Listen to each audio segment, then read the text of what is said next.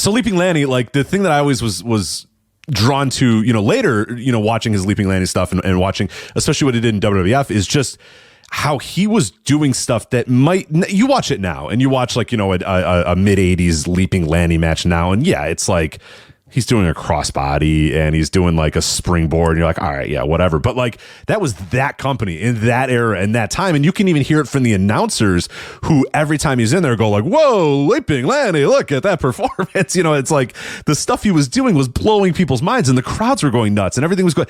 And the idea that he, just the ability to do what he was able to do. And I think a lot of that was probably the family that he came from. The fact that he was Macho Man's brother is that I'm surprised WWF let him do it and just said, yeah, you know what? That's your character. That's your thing. You be Leaping Lanny. You go do that, because that was a company that just was so focused on big men and strong brutes and all this sort of stuff. And he was such a change of pace and so different than all those things that it really jumps out the page, especially if you watch a show in full. And it's like all these same matches where these guys are just, clubbing each other on the back and hold. And there's, especially like the, 85 to, it started to get a little bit better as you got into, 86, 87 or whatever. But it was still a very, very slow company and a very slow territory. And then here comes Leaping Lanny and he just bursts off the screen. Very, very similar to why the Tiger Mask and Dynamite Kid stuff was so crazy, is because it was like, holy crap, this feels like it's from a different universe and it's being on this show or whatever. And I get that with Leaping Lanny as well. And it's made it really fun to watch his matches and how the crowd reacts and how the announcers react and how the other wrestlers react. And that's kind of what his lasting legacy, I think, would be for me, is that felt like a guy, like you said, 10 or 15 years ahead of his time, wrestling in early to mid 80s WWF and just blowing people's minds with like cross bodies or whatever. But it was innovative at that time, and it was daring for him to come to that company with that style. Yeah, he I was watching a match today against Mr. X. I watched the same one. Yeah, Monsoon Classic. I was like, you know what? Monsoon Classic is going to have a good Lanny match, right? So I went to Monsoon Classic. I typed in Lanny Poffo and Mr. X. That's the exact one. That's the exact match I just watched. It's probably from 85 or 86. Mr. X was Danny Davis, the referee who then did the heel referee gimmick and then became the, his gimmick, and then he just joined Jimmy Hart's stable. I'm sure everybody remembers Dan, or maybe they don't. He was great as Mr. X, by the way. Did you were you listening to the match as well, or just watching it? No, I had sound on, yeah. Okay, because there's one point where Lanny does something and Mr. X goes, he's pulling on my hair. And the referee goes, because I forget, where was this from? Was it Boston Garden or something? I forget where it was. But it was a very ethnic referee, because he's like, you ain't got no hair. And I was just my God. He's like, what hair, X? You ain't got none. I was just like, oh, man. This is old school WWF, man. Like, this is classic stuff. Just, Yeah, just Eastern Seaboard referee. Insert Eastern Seaboard town referee. Like, yeah, it was from July 21st, 1985. Let me see if I could find the town. Obviously, they were still. That was pre-full expansion. Obviously. Right. This guy was from the East Coast. He was definitely East. I'll tell you that, but it's for sure.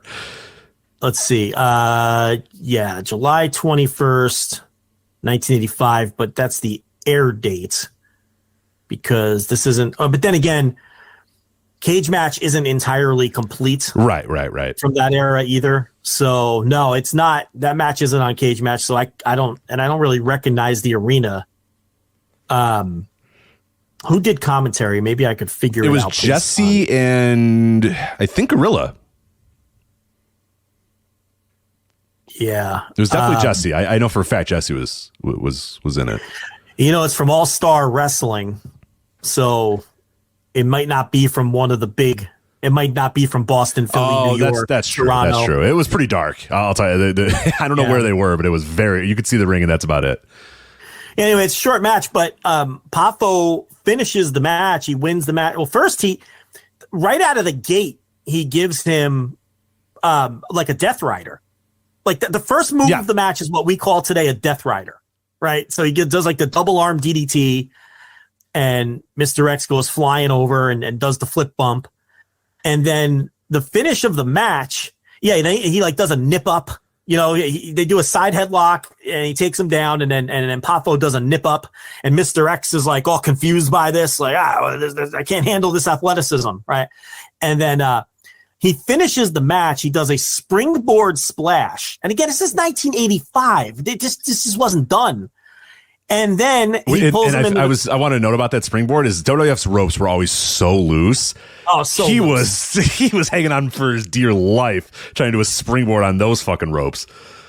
Yeah, and then after he springboards him, yeah, there he does. See, I'm watching the match now. He does like a little backwards monkey flip into a head scissor out of the corner, another nip up.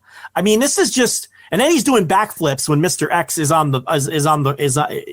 Mr. X takes a powder and rolls out of the ring, and Poffo just starts doing backflips like he's Ricochet. Like, this is 1985. And then, like I said, he finishes with the springboard splash, and then he goes up and he does the moonsault off the top rope, which wasn't even called a moonsault yet.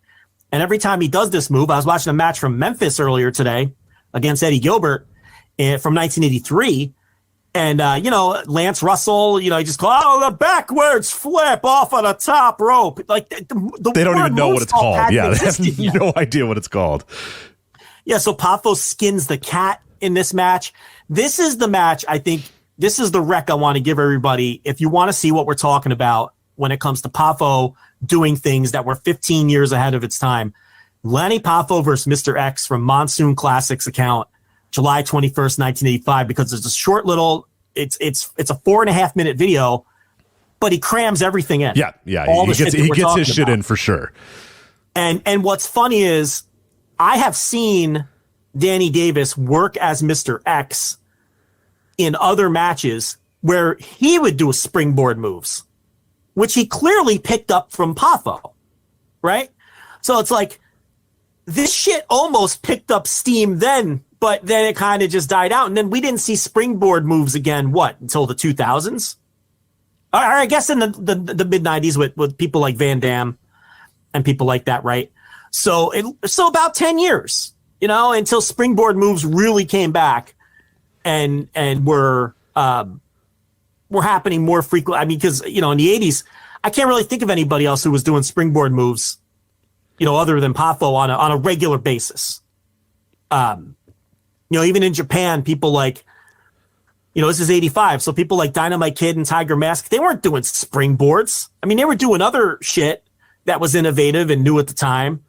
But, not like springboard moves and moonsaults. I mean, so, Poffo, and, like I said, he didn't really, in a lot of the places he worked, he wasn't pushed. He was an underneath guy. Like, he'd come into a territory and win a little bit, and like Bill Watt, like Mid-South. He was, he was a job guy in Mid-South.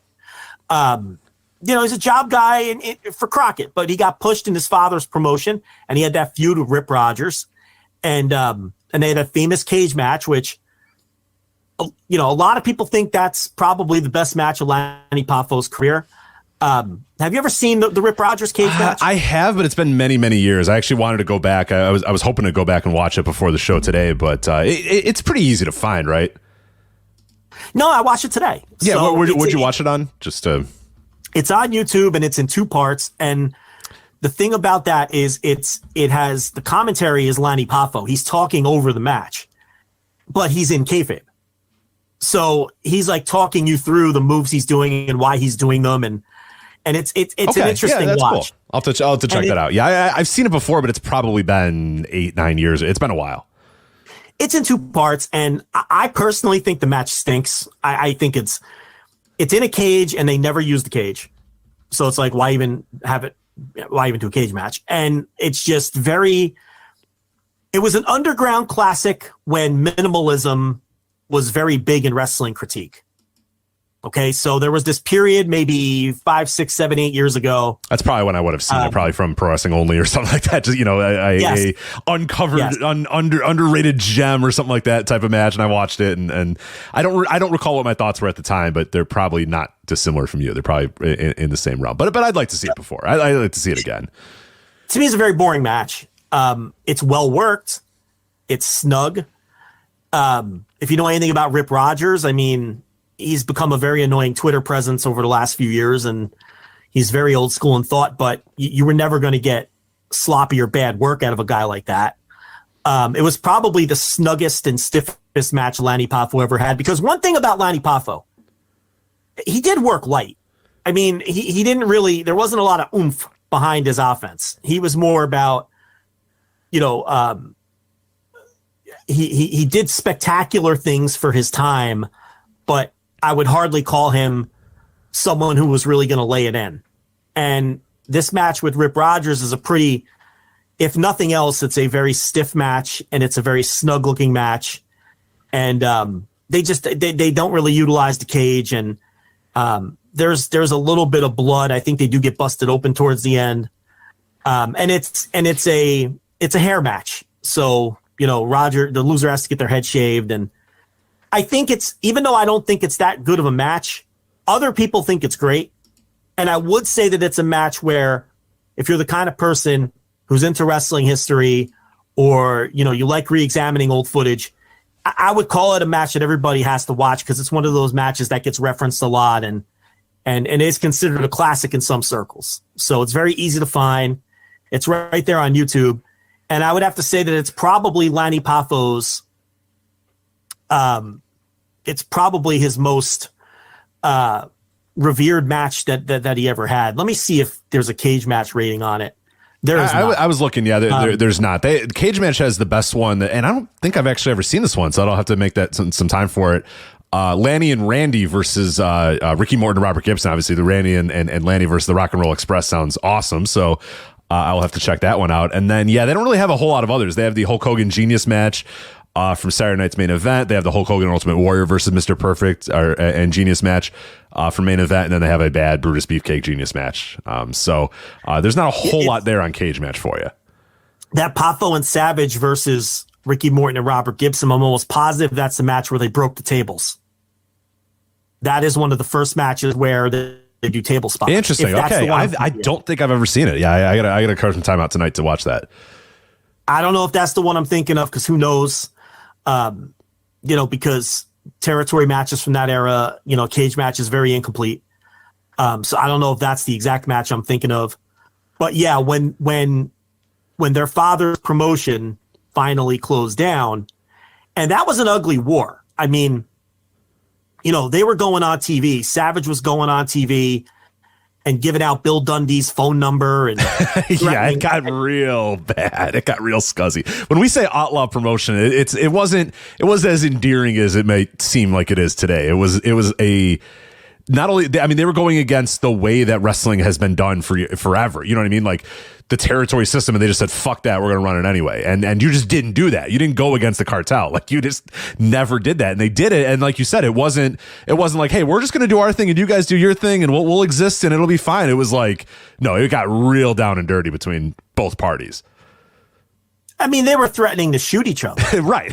Right. Yes. I mean, it was getting really nasty, and Randy Savage was making grandstand challenges to Jerry Lawler, and threatening to fight him for real if he found him, like breaking kayfabe on TV and saying he's going to find him and fight him for real. And but then as soon as Angelo Poffo's promotion closed down, Memphis brought those guys in. They brought in Savage and Lanny Poffo because they knew it was money. So very quickly, all of those grievances went out the window because they knew that there was money to be made. So they both went to Memphis, and that's where I think that Rock and Roll Express match that you're talking about, I think that's a Memphis match. But, they came in and opposed as heels, but then eventually they were baby faces, and Poffo and Savage. And, they feuded with Jimmy Hart in the First Family. And like I said, I watched a match earlier today. I watched Lanny Poffo versus Eddie Gilbert. Eddie Gilbert, this is from 1983. And Gilbert's aligned with Jimmy Hart, and Poffo's the babyface, and Poffo's wearing the suit of armor. He's doing the Sir Lanny Poffo gimmick in a literal suit of armor. And he brought the suit of armor back a few years later in WWF because around 86 or 87, because they were copying Dusty. I don't know if that's the case, but they started doing bunkhouse battle royals on the road in WWF.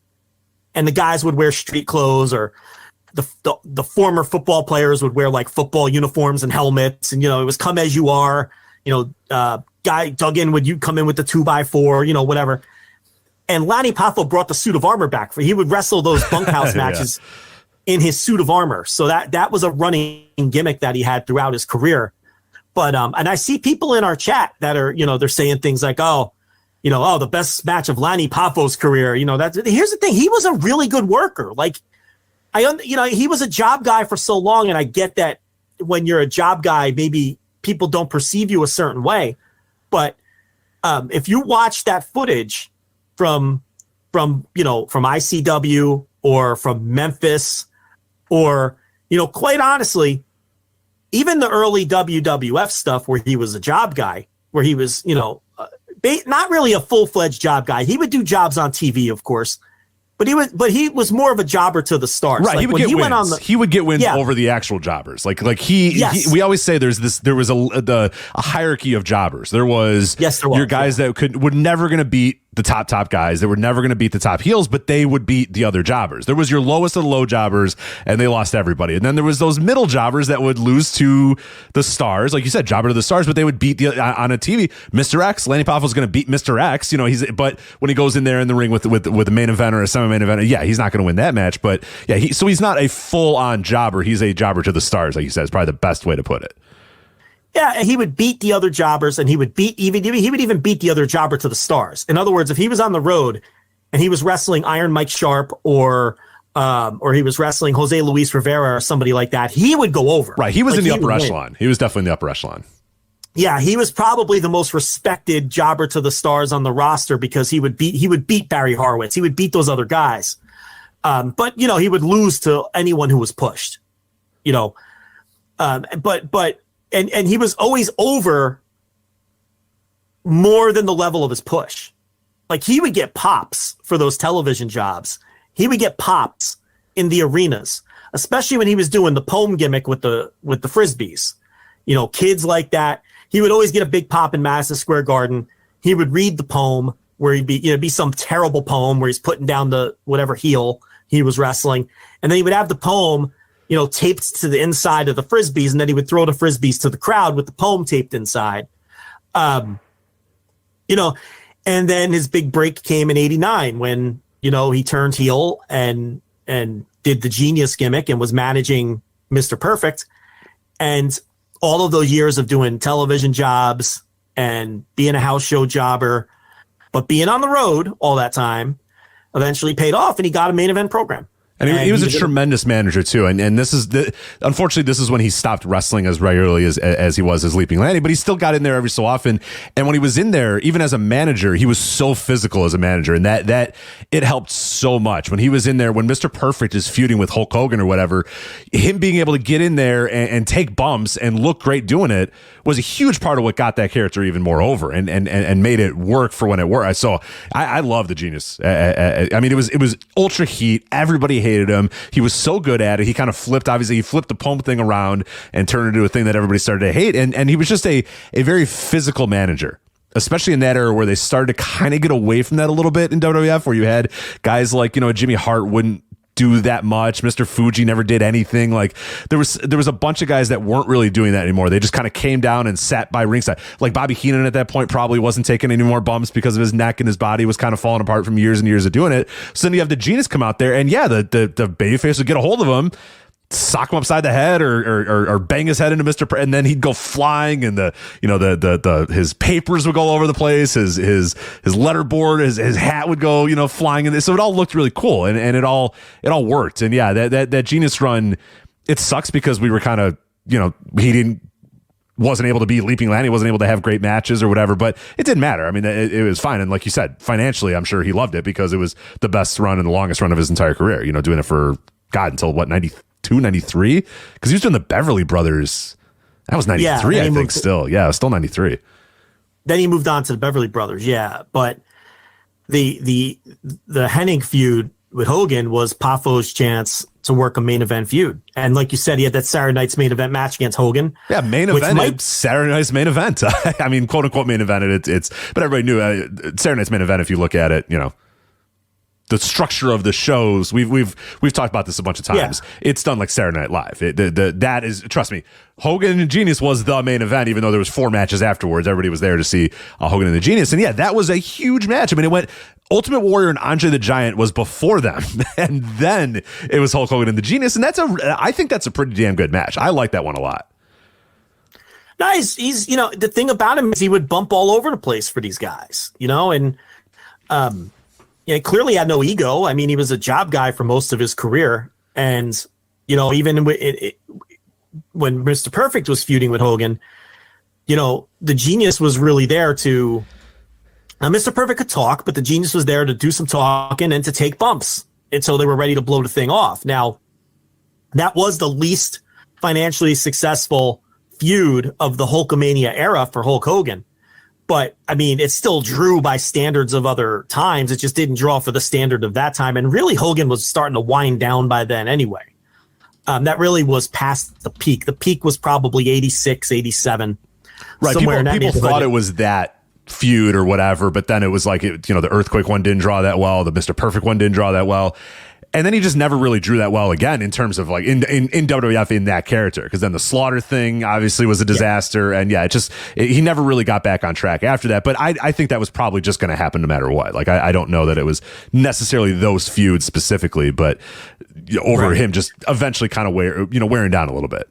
Well, the idea at the time was this was proof that Hogan had to be in there with big guys. Right. The blame at the time was, as good as Mr. Perfect is, and as over as he was coming into the feud and all of that, well, this is proof that Hogan has to be in there with guys that are bigger than him. And this was, Hogan, this proof that Hogan was right. And why, because Hogan always wanted to be an underdog, but Hogan's also 6'6", 300 pounds. So he would always have to find these literal giants to put him in there against in those early days for him to work that way. And this was really his, I guess Orndorff to some extent, but Mr. Perfect was considered the first, smaller guy that he had a major feud with. And, and by the standards of the era, it wasn't a financial success. But like you said, Hogan never got as big again as he was in 85, 86, 87. So maybe history has been unkind to that Mr. Perfect Hulk Hogan feud. I don't know. I'd have to examine, some of the ones you named that came after. We know the Slaughter one didn't work. That might have just been the tone of it more than anything else. Yeah. That probably was. Nobody really wanted that story at that time, and then to boot, it just became a ridiculous story once the war was over, and then it was just like, oh crap, now what do we do? We're just gonna push through, and it's like, oh my god, stop! It's not working. But then it was kind of the bloom was off the rose for Hogan, really, as a top draw. Yeah, so I would say, if you want to watch some Poffo from all eras, find the Rip Rogers cage match, find that Hogan match from Saturday Night's Main Event or in the Genius era. I would say find those Memphis matches, either against anyone really, but the Rock and Roll Express stuff. That one looks like Memphis. It's available. I didn't click the link because obviously we're doing the show here, but it looks like it is available on YouTube. So you can if it's not that one, it is a Randy Lanny versus Rock and Roll that is available on YouTube. Yeah. Another match that I really love, and I want to get the exact date. And listen, it's not a 5-star classic or anything, but it was one of Harley Race's very first matches when he came to the WWF. And let me see if I could find it. I could probably find it faster if I go through Harley Race. But at any rate, it's Harley Race versus Lanny Poffo. It is on Peacock for sure. I know it's on the network in, what do they call that with the old house shows? Old School maybe, or something like Old that? School, or Well, I think Old School is what they're called. I checked today, and the match is not on YouTube, but I know for a fact it's on the network. The date is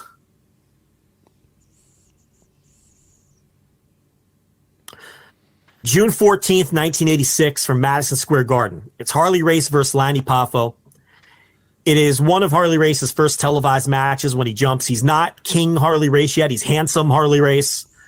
So he hasn't even, they haven't even given him a gimmick yet.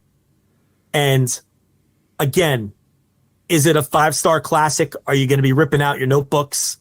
No, but I think it's a great example of what both guys do well. And it's two old territory guys just having a good old territory style match, which if you know anything about the WWF house shows from that era, they weren't very good. Right. You'd get guys like, yeah, that's something notable that they went out there and had an okay match is notable. Yeah, and they just, and Race is doing spots on the floor, and it's just unlike the house show matches in that company at that time. I'm looking at the rest of the card, and I could assure you it's way better than Jimmy Jack Funk versus Tony Gurria. Okay, I can make you a promise. Pedro Morales, Iron Sheik, going 11 minutes to a DQ. Right. That's probably it's probably a negative star match. Nikolai Volkov versus George Steele, a 6-minute DQ. Could you imagine how bad that is? So, you have to put these matches in the context of their era. It's the same as with anything, as any other sport, any shoot sport, so that's a notable match to me.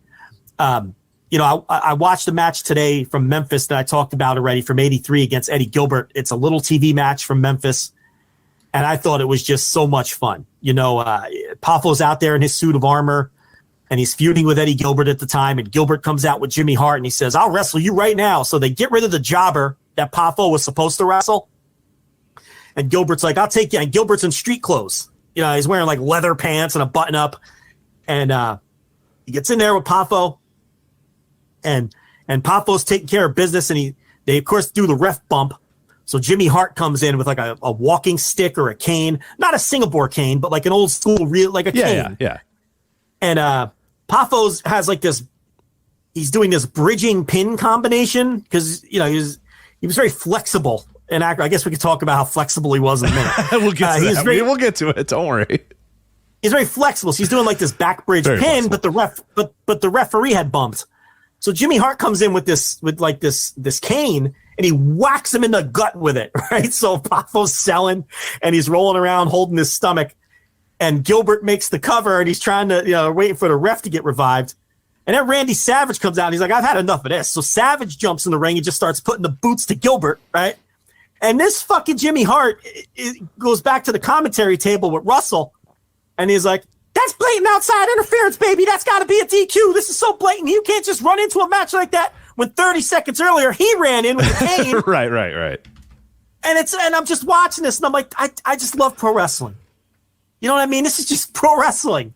It's stupid, and it's fun, and it's Randy Savage, and it's Eddie Gilbert, and it's Lance Russell, and it's Jimmy Hart, and it's Lanny Poffo. And it's just it's a television angle you've seen 1,000 times. But, that 6 minutes was just so entertaining and so much fun. And the kicker? They did disqualify Poffo. They disqualified the referee. Right. Jimmy Hart was right.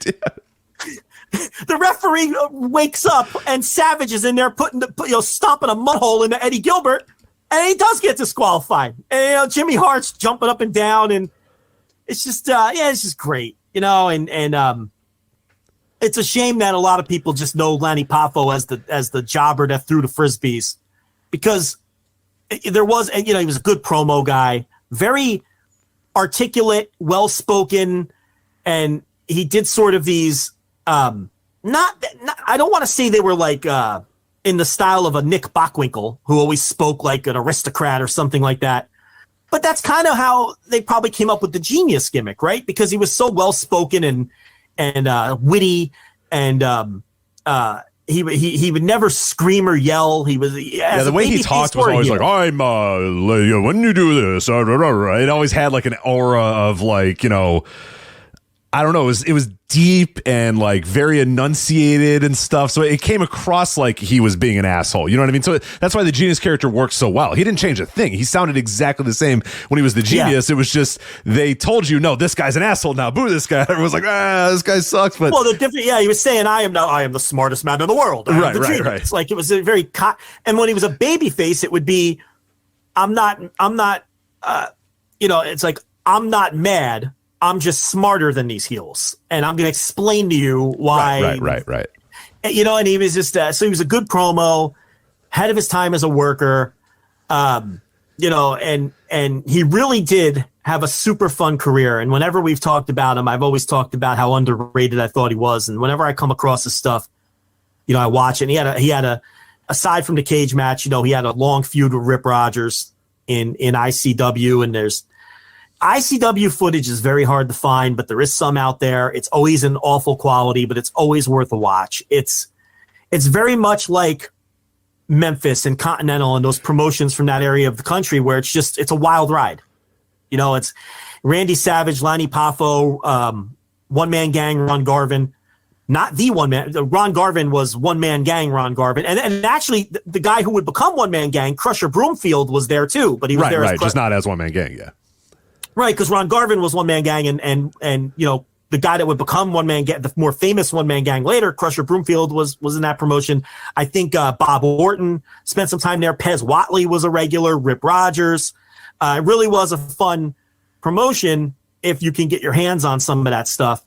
And they brought that, and they knew Randy Savage. Everyone knew Randy Savage was going to be a huge star. So when they closed down, they buried all of the hatchets. They brought the Poffos in to Memphis. They did the Jerry Lawler, Randy Savage stuff. If you never checked that stuff out, that stuff's really, really cool. Because then they lean into it. Once they knew that the Poffos thing was basically done, they leaned into it, and they had, you know, Jerry Lawler, you know, get on and talk about, you know, the Poffos and the stupid family, and we're going to put them out of business or whatever. And then one time Randy Savage appears at the studio, and then they just go to fuck. I mean, the crowd gasps. Like the noise is incredible. I think you can see the entire, all those are pretty well preserved. You can see just about everything from that, but that's a really, really cool. Now we're, you know, obviously Lanny's not really involved in this at the top of it. It's mostly Randy. But if you're interested in that era of Memphis, Tennessee wrestling and the end of the Poffos, you know, territory and you know, them coming together, that stuff's awesome. That stuff is like top tier wrestling stuff there with Jerry Lawler and Randy Savage at each other's throat, cutting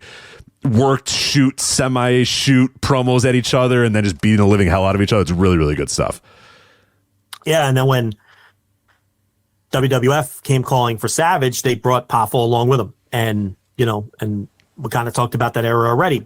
Savage got the big push right out of the gate with Elizabeth, where the idea was all the managers were clamoring for him, and he ended up choosing Elizabeth, who was an unknown, and you know, that was the big angle. And then they repeated that angle a couple of times. They did it a couple years later with Bam Bam Bigelow, where all the managers were vying for Bigelow's services because he was this can't miss prospect, and Bigelow ended up choosing Oliver Humperdinck. You know, and I'm sure didn't AEW even do something similar with Jade? They did with Jade Cargill. They had Smart Mark and all these other people waiting to get her. Yeah. Yeah, so that's you know, the first time I ever saw that done was with Randy Savage. I'm sure it was done in some territory somewhere or somewhere else, but you know, that's the first time I ever. Bam Bigelow was a famous one too. They did it with him. Yeah.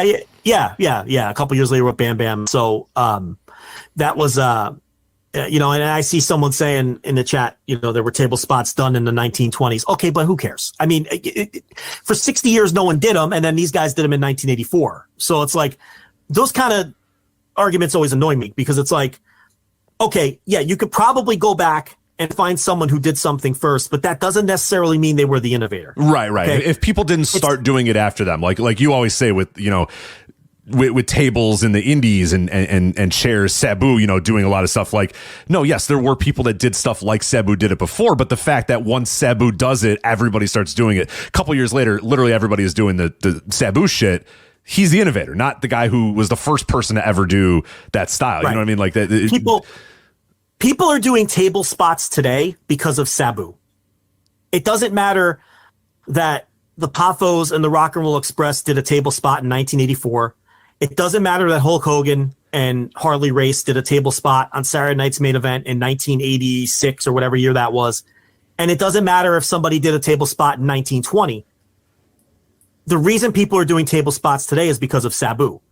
And it doesn't take anything away from the Poffos and Ricky Morton and Robert Gibson doing a table spot in 1984 that somebody did one in 1920, because they probably didn't know that somebody did one in 1920. And the people in Memphis in 1984 didn't see anyone do a table spot in 1920. So it's irrelevant. Like, they innovated it for that time and that period in 1984. They did a table spot, and it was a big deal because table spots simply weren't being done. Someone doing one in 1920 doesn't negate any of that. Like, those kind of arguments, sometimes they get under my skin. Like, you could always go back further and maybe find someone who did something. And when it comes to table spots, I'm sorry, every table spot you see today is because of Sabu. It's because of Sabu.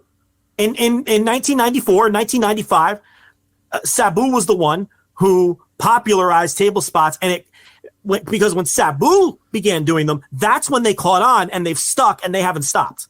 Okay. When the guy who did the table spot in 1920, no one, they just went away for 60. They went away for 60 years until the mid 80s. And then those guys who did the table spots in the mid 80s, they went away again for a decade.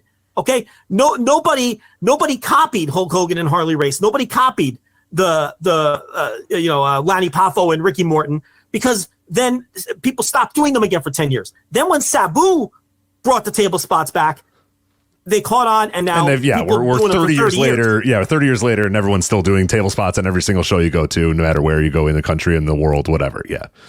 Okay, so now the guy in the chat saying, if it's because of Sabu, then who cares if Lanny Poffo did one in the 80s? Because it's notable. Because no one did them for 60. We're talking about Lanny Poffo. So. Yeah, because nobody did them for 60 fucking years, and then they did one, and that's why it's a famous spot. It's a famous spot because nobody had seen one for 60 years. So that's why we're talking about it, because that's what makes that match famous, because they did a table spot. That's why. So anyway, that kind of stuff always bothers me. Well, but, real quickly, then the later half of Lanny's career is probably the best, is that he gets hired by WCW. They want to redo the Gorgeous George character. So they get Lanny Poffo to dye his hair, and they say, you're going to be Gorgeous George, pal. And he's never Gorgeous George. And he never appears on television. He never appears at shows. He's sometimes there, sometimes not. People have said, I think he was backstage a couple times, but pretty much took home a check for, I don't know, about 4 or 5, a big check for about 4 or 5 years from WCW to be, Gorgeous George or whatever. Never ever had to do it. Never appeared. Just a classic WCW thing there. That guy was taking in like $250,000 for a decade or for 5 or 6 years or whatever. I think until 1999, I want to say, he was still, getting paid. And then finally somebody said like, hey, we're paying Lanny Poffo like $250,000 a year. And they're like, oh yeah, let's not do that anymore. And then they stopped. So, but yeah, good for him. He got himself in shape. He dyed his hair and he's like, I'm ready when you guys are. And they're like, yeah, we'll call you. And then they didn't call him for 5 years. So, hey, you know what? Get paid. Work smarter, not harder. And he definitely did that in those latter half of his career. So, and then of course WCW said, and I think it was Randy Savage, actually. I'm sorry. I'm saying that I believe Randy Savage purchased the Gorgeous George name, and then obviously gave that then to the woman Gorgeous George, his girlfriend at the time in 1999, and then that guy used that for a year or whatever, and then now I don't know. I don't know who still owns it. I guess he probably still does, but the estates of Randy Savage probably does. I'm not sure who owns the Gorgeous George legacy or name right now, but there you go. Well, I mean, Randy Savage had the valet who was using that name at that same time, so it's kind of weird that. Well, so what he did is I think he bought it. And then the idea was, hey, you need something for my brother, make him Gorgeous George. And WCW was saying, all right, whatever, we got you, Randy Savage, whatever, we don't care, sure, great, we'll do that. And then apparently, Randy said, hey, they want you as Gorgeous George, so get in shape, get ready, because he had fallen out of shape a little bit at doing the Genius stuff. So it's like, all right, yeah. And then he got himself in shape, dyed his hair, was all ready to go, and then they just never used him until then. And finally in 1999, Randy said, you know what, I'm going to give it to her instead. So he gave the gimmick to, the female Gorgeous George, and then his girlfriend at the time, and then that's, she used that for a year, and then Lanny never used it again. So okay, so it was intended for Lanny. They didn't use Lanny, so he gave it to the valet. Right, correct. But they didn't use it for Lanny was like 5 years of him taking home a paycheck. Right. A very good paycheck from WCW. So good for him. What's also funny is, I don't know if you remember Rob Kellum, but he worked as the maestro in WCW around that time as well. Well, first he was Robbie Eagle, not Robbie Eagles of New Japan, Australia fame, but I'm talking Robbie Eagle from the early 90s. Then he became the maestro, and then it was just Stro, right? But then later on, he was working as Gorgeous George III. Right. So it's weird because during that era, you see this gimmick kind of pass through 3 different people all around the same time.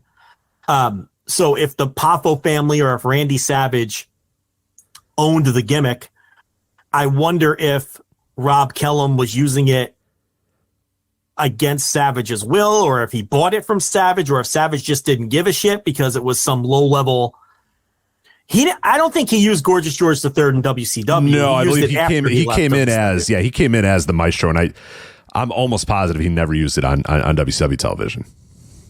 Right, and I don't know the timeline, whether that was before or after that he began using the Gorgeous George III gimmick, but that's where it becomes a little confusing too, because now you have three people in the same company in the same era who were linked to the old Gorgeous George gimmick. It looks like he used Gorgeous George III before WCW. Okay, all right.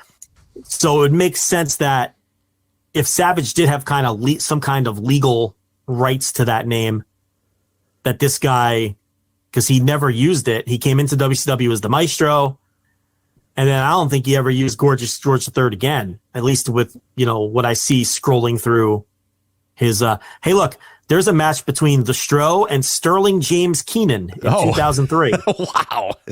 So Corey Graves and the Maestro. Yeah, there you go.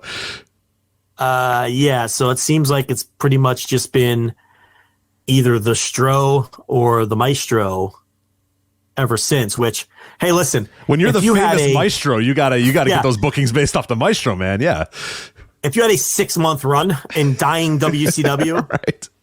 With you and Ryan Shamrock Symphony, aka Symphony. Yeah, you gotta milk that until you can't possibly milk it. Apparently it's working. Apparently it worked for him. I'm to this stunned. Day, he's stunned still, that you can put the Maestro on marquees and people go, whoa, on a poster and go, hey, there you go. These are very small indies in the Mid-Atlantic area. Do you think they're putting WCW's The Stro on the poster? WCW's The Stro, yeah. Come see WCW's The Stro, yeah. Because, it's that he has worked as that exclusively since 2000. Hey, he had an NWA World Title shot against Adam Pearce in 2011. Hell yeah, there you go. So as the Maestro, as the NWA Mountain State Wrestling Champion, he got a big. How about that? He was the NWA Mountain State Wrestling Champ, and traveling NWA World Champ Adam Pearce comes to town.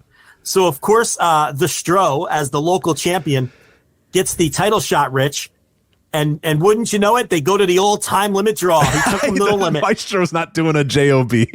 Not when you're the, what was it? What was the championship he was?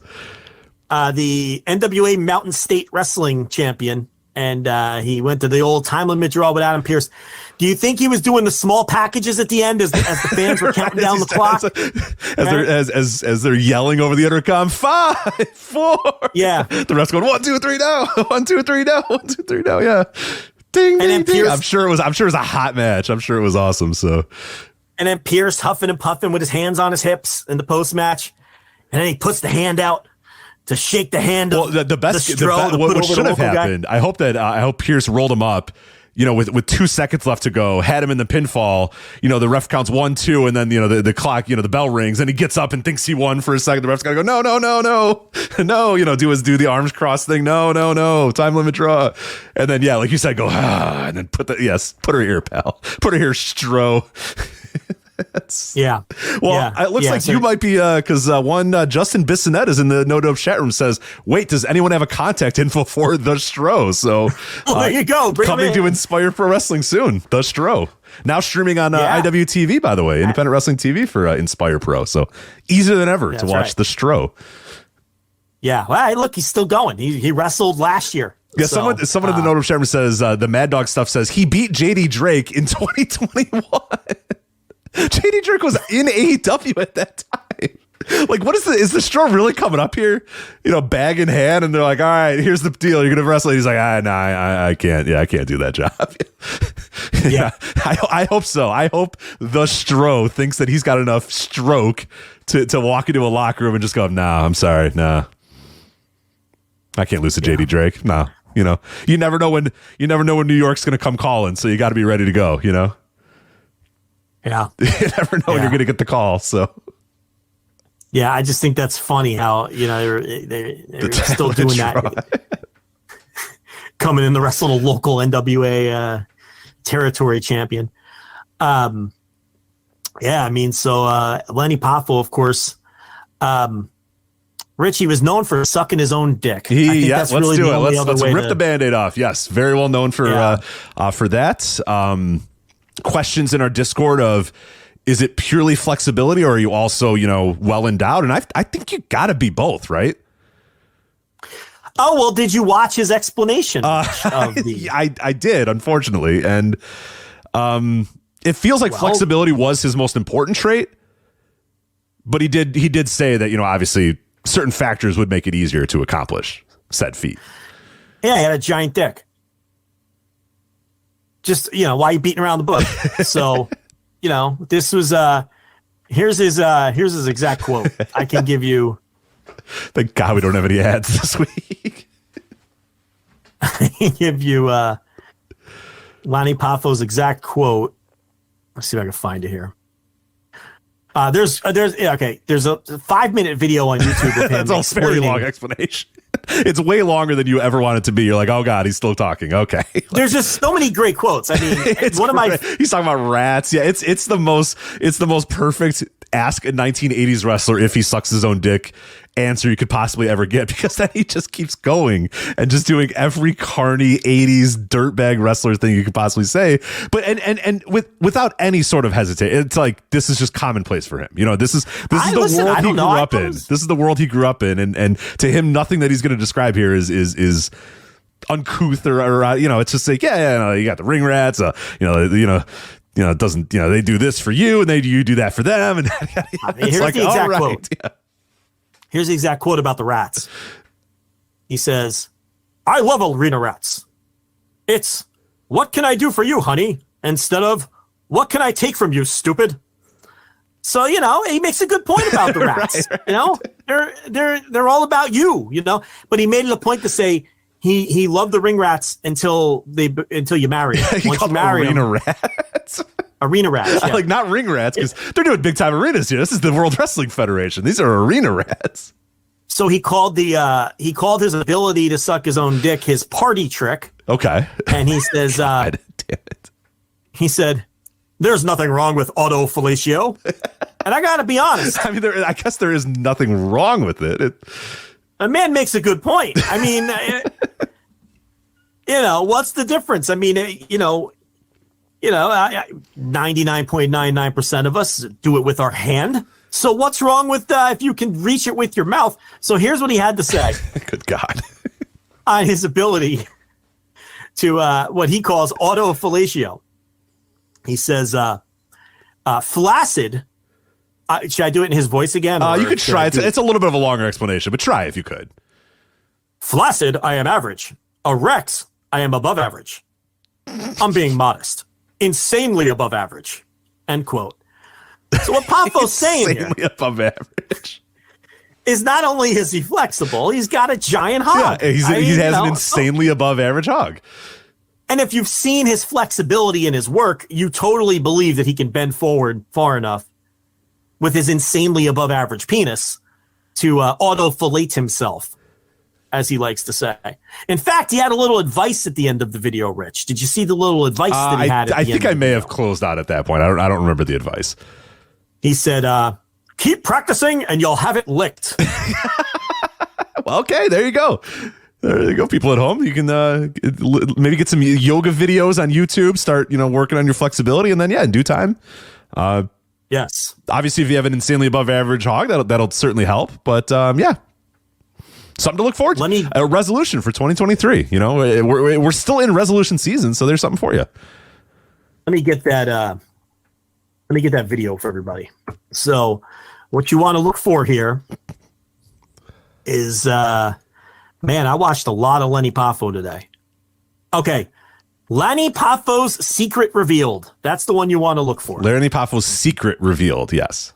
4 minutes and 19 seconds. And, he confirms the rumors that he sucks his own D. So listen, it's quite the skill. Lanny Poffo. Mm-hmm. What a life, what a career. Yes. Also, again, I've made this reference numerous times in the history of the show, but a resident of Downers Grove, Illinois, billed from Downers Grove, Illinois, on all the. If you listen to an old WWF the house show, they'll say from Downers Grove, Illinois, leaping Lanny Poffo. So ding, ding, ding, get the bell. And yeah, there you go. Very famous residents. He hit me, him, Denise Richards. People know her, I guess. Not quite as much as me and Lanny Poffo, but Yeah, I mean, you're up there. You're getting up there. I'm getting up there. There's this Wikipedia, and there's some, I don't know, there's some people here that I'm like, I feel like I'm. You do that too, huh? I feel like I'm pretty close to some of these people. I check my high school's like Wikipedia there's page. Some guys where I'm like, I think I'm better than that guy. I think more people know me than know that guy. And I'm talking about I'm not talking about guys that died in like the 1890s or whatever. I'm talking about like modern guys, and it's like, this guy's a pianist, and I'm like, nobody knows who this fucking guy is. Like, who cares? It's like, oh, he played in he was one of the London. Nobody gives a shit about that dude. Yeah. He became a physicist who discovered a new carbon. No one cares. More people care about me, sadly. As it said, yes, but more people care about me than that guy. I promise you. Yeah. So I got to maybe see if I can get myself on here. I check my high school's Wikipedia page twice a year to see if someone added me. They never do. They never do. You're going to have to add yourself, I think. They never do.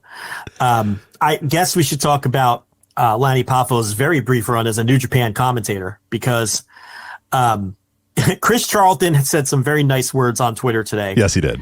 As did Mavs Gillis. Mavs Gillis, who is he still with the company? I'm not even sure. No, yeah. When I saw the name Mavs Gillis, I was like, who I have not thought of in Mavs Gillis. I was like, right. It wasn't. Yeah, in my brain, I like Mandela affected it, where it was just like from day one, it was Kevin Kelly and Chris Charlton. No, it was Mavs Gillis, Chris Charlton, and Lanny Poffo doing New Japan commentary. Yeah, I do not remember Mavs Gillis whatsoever. But, I do. You don't remember Mavs Gillis? Yeah. No, I mean I do. I remember him now, but I just meant like I didn't have until I saw that name. That reminded me. Oh yeah, right, Mavs Gillis.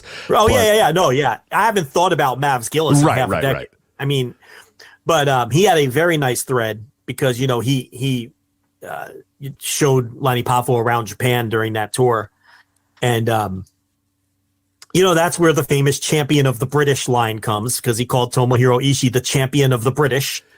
For the I think he asked, didn't he ask, is this man the champion of the British? Yeah. So it was a Rip Pro title match. Yes. So he is the champion of the British. Yeah. In the form of a question, Jeopardy style. Right. So he that's definitely how it went down. What show is that? I wonder. I'm sure you could go in the archives of New Japan. I want to find it, and I think I should give it a listen. I think that let me see if I can find it. So as Rich looks for that, this is why, if you're not aware, when people sometimes refer to the champion of the British, that's where that came from. Lanny Poffo was comically bad in the New Japan booth. He didn't know any of the wrestlers. He didn't know anybody was. He wasn't familiar with the style. He was more inquisitive than really adding anything. And, in that Mavs Gillis Twitter thread, he explains that, Lanny realized pretty quick that he was in over his head, and then he was in on the joke once they got a little deeper into the tour. There was, because he was there for a whole tour, and I'm trying to figure out the exact tour, but I remember the first show he was like, all right, let's go. This is a 3-man booth. Let's do this.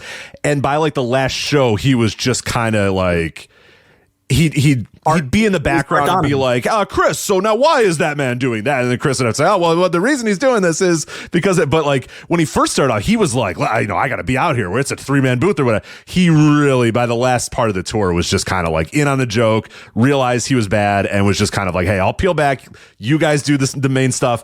I'll interject when I want to, or you can ask me a question about ring technique or whatever, but I'm not out here trying to actually explain what's going on in the ring, because I have no fucking idea what's going on in the ring. No, he realized he was in over his head, and then he was smart enough to realize he was self-aware, and Mavs Gillis explains that. And he even said at one point on one of the shows, he was so self-aware that he had said he heard that his commentary was so good that even the Japanese were tuning into the English feed just to listen to him. And it's but he was bad in a very charming way, and it really took Twitter by storm. That one little tour. I think it was November 2018. It was the Power Struggle tour. that he was in. So November 20, in like the peak era of New Japan. So it's like it had a real Art Donovan feel at the King of the Ring to it. Is really what it felt like, But yeah, his legacy's going to live on with the champion of the British thing, because every time I watch a Rev Pro title match, I think about that. I'm like, oh yeah, there we go. There's Ricky Knight Jr., the champion of the British. I mean, how can you not? It's burned into smark culture now at this point. And he spent a lot of time talking about his grandkids, and every time Tomoaki Hanma would do the Kokeshi, he would talk about how he bought the little Kokeshi novelty gifts at the store to bring home to his grandkids. And, you take it apart and there's another doll inside. And then you take it apart and there's another smaller doll within that doll, and he's talking about and it's it was bad in a charming way, not in a Kevin Gill, I need to turn the sound off way. And, that was probably his last. I don't think he was involved in pro wrestling after that, right? I mean, so he did. I know he was at All In. I want to say, came to the ring with, I think he came in with Jay Lethal, who was doing Black Machismo at that time. I remember that. And I remember he did some stuff with the Ring of Honor as well. I forget. That was around the same time. Actually, no, the All In thing was probably before the Power Struggle, if I'm doing my time. Yeah, that's September 2018. Yeah, so that was before. So he was coming back in a big way. He was doing the All In thing, and then I guess he got the itch, and then he did the New Japan thing, and then I think he also did some Ring of Honor stuff here and there, but it was very, very short. And then he was pretty much out of there. And then I have no idea what he did, from 2018 on, or 2019 he had a on. podcast. He had a podcast for a while. Someone said that on one of his social media accounts. It wasn't Twitter, because his last tweet was November 25th, 2001, plugging his cameo. Man, I should have got a cameo calling me champion I thought of the the British. exact same thing. When I got on it, I was like, man, the Genius was on Cameo. Shit, I wasted. God, that would have been great, but I think so. On some other form of social media, someone said that he had sent, maybe it was Instagram, that he had been to a Broadway show as 2 days ago. So whatever the cause of death is, and we don't know what it is, it was obviously, he hasn't been ill. Right. Relatively sudden. Point. It doesn't appear that he's been ill, unless he was ill and he was just like, I'm going to Broadway shows and having a good time. So the point is, he was active and out and about and living his life. How old was he? Mid 60s or something? 68 years old. 68. Okay. I mean, still too young in this day and age. But yeah, obviously Randy Savage. When did Randy Savage die? Like 2009 or something? Oh, man. Before we were doing the show. For sure. Yeah, definitely. Yeah. Let me try to get the exact date before 2011. I did not realize he was, I thought it was earlier than that. Yeah. May 2011. Yeah, May 2011. Yeah, and he had a heart attack while driving, which is horrible. And I don't think he hit anybody else, though, right? Didn't he swerve into a tree or something? No, I think he went into a tree or a barricade or something like that. So, yeah. So luckily he didn't, swerve into traffic and hurt anybody else when he had that heart attack. But I think it was a heart attack. But yeah, that's Lanny Poffo. I think that try to seek out some of those wrecks and even. He has just a million of these WWF house show matches from that mid to late 80s era all over YouTube, all over the network, because he worked right in that era where a lot of those house shows were filmed, and he was on all of them because he was on the road. He may not have been pushed for the first few years he was there until the Genius thing, but he was a full-timer and he was on the road. And I think he will surprise people with if you're just examining the quality of his work. And when he was given chances on the territories, I always thought he was vastly underrated, and always did a nice job. So that's Lanny Poffo. Yep. Once met him at the Downers Grove 4th of July parade. Me and Lanny had a conversation. I don't know how it happened. Yeah, I turned around and my mom said, "Hey, here's Leaping Lanny Poffo. My son loves wrestling." I'm like, "Oh my god, now I have to have a conversation with Leaping Lanny Poffo." It was good. It was fine. Normal stuff. But yeah, I don't know. I don't remember how it even happened, but yeah, it was right after Chris Benoit died, so it wasn't exactly the best conversation, but he said someone in the WWF locker room gave him a hard time for sucking his own dick.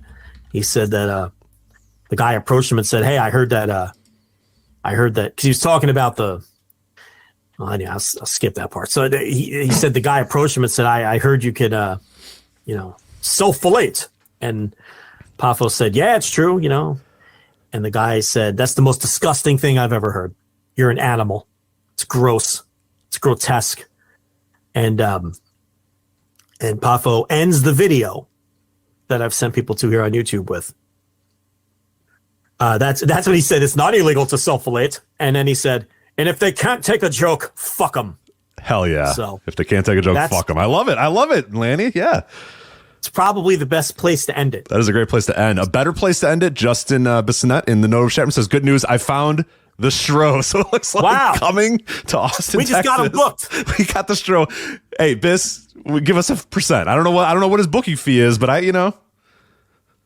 tell him send a little. Man booked. Tell him to send a little our way. All right, this guy wasn't going to get. Now he's getting a trip to Austin. No, come on. We give us a taste here. Come on. Is this a first? Finder's fee? Yeah, I don't know. I'd like to happen on the show. Well, it's the Stro that should be giving us the taste. That's what I'm saying. I'm not telling Biss to. Yeah. All right, so that is Leaping Lanny Poffo.